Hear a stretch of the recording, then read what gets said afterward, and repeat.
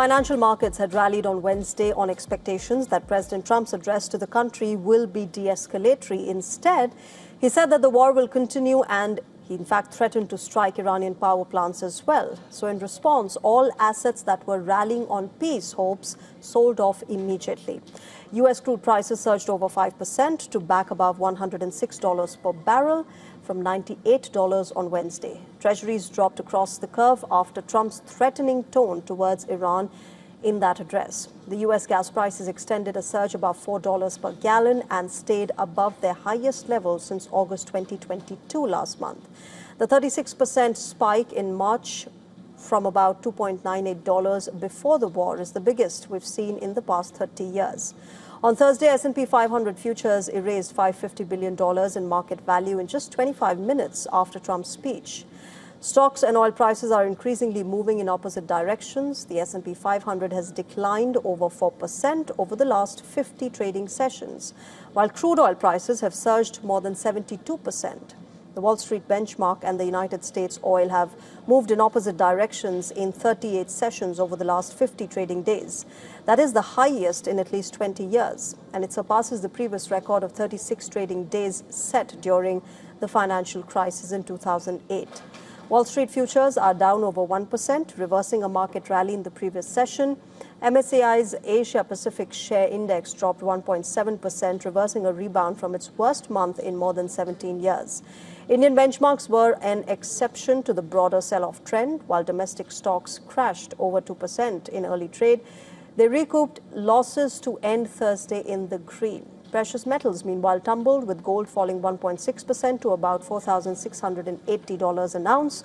Bitcoin fell over 2% to around $67,200. And for more on this, we're joined by geoeconomic and geopolitical strategist as well as author Mark Brolin. He's joining us live from London. Welcome, Mark. Can I begin by asking you, how investors were back to escalation bets? How do you see the global market outlook after, of course, a very volatile March and Trump saying that the war could run 2 to 3 weeks longer? Yeah, I think people were, the markets were definitely disappointed by the speech last night. Some people were expecting more resolutions, but I think the uncertainty was definitely extended, and that's why the markets reacted negatively. I think many expected some either a ceasefire or a diplomatic off-ramp or some sort of limit to the military campaign. But nothing of that was given, so that was a disappointment to many. So if March was definitely a volatile month, and I think the volatility is going to carry on during April, and we don't have an end date to that either.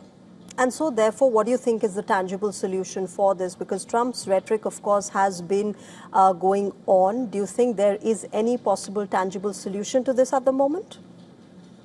Not one that is clearly visible. Then again, this is war, so lots of things can still happen. I mean, there is a worst case scenario and there is a best case scenario. I guess the best case scenario for everyone but the Iranian regime is that it actually falls, and the possibility of that happening is not small. It's not substantial either, but it could happen, and that would be a boost to the entire world economy.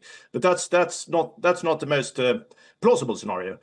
So right now, the most plausible scenario is that things just carry on without a proper end. It's definitely a stalemate. So something big has to happen for this to change. Either there has to be American soldiers, boots on the ground in the Strait, and that would change things. But Trump is reluctant to do that, of course. Or perhaps Europe would get involved, and that also doesn't seem plausible. So for now, something big has to change for this period of uncertainty to change. And so, amid all of these factors that you're saying, all of these considerations, how do you see crude prices moving forward? There, of course, has been concern. Brent crude has really seen a massive hike in all of these months since the war started. How do you see that moving forward? Well, I think they will probably stay in the range of 110, 120 for now, because we have reached a higher level now since there was disappointment. It does appear the war will carry on at least three more weeks, and possibly beyond that. And that's sort of that's the difference between what we thought a few weeks ago. when Trump was saying that it was 2 to 3 weeks from that point. But then again, there are some positives. US is producing lots of oil and selling lots of oil, so there is a bit of a buffer in that sense. There is also Iran they are actually we tend to forget. We also only talk about the pressures in the US and the election and that's midterm election, all that kind of thing, and the pressure on Trump. But the Iranian regime is also, they are most dramatically affected by the Strait being closed down or almost limited. So they actually can't stay. They also cannot stay in the situation which is now, and that's why there is. That's why I think there is a limit to the price rise. To go beyond 120, there has to be a greater supply shock. And I think the markets know that too. So to reach like 140, 50, some analysts have predicted that. But I don't think that will, that has to, then something much more major would have to happen. Because of this buffer in the US and because of the Iranian incentives are also to keep some flow going. So you're saying that despite the kind of aggressive posturing from both sides have been impacted by the closure of the Strait of Hormuz. Of course, America perhaps more, but Iran is not unaffected by that. No, definitely not. I mean, they are desperate. This is certainly not in their interest either. This is sort of the desperate measure. That's the last card they could play. That was closing down Hormuz, but it's not playing to the long term. It's impossible for them to survive if it stays closed. Okay, all right. I'm going to leave it there, Mark. Thanks very much for joining us and giving us a better understanding on where things stand at the moment. Pleasure.